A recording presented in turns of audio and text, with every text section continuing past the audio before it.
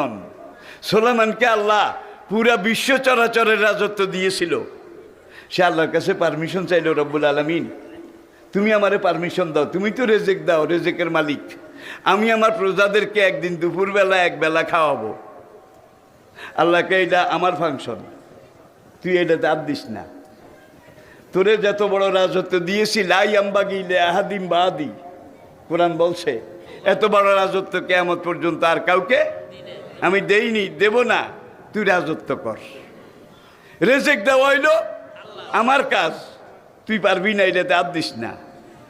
কলা কিল্লে ইয়াতমাইন্না কলবি, এত বড় রাজত্ব দিয়েছ, মনকে বুঝাইতে পারি না, তুমি পারমিশনটা দাও একবেলা মাত্র, দুপুরের খানা।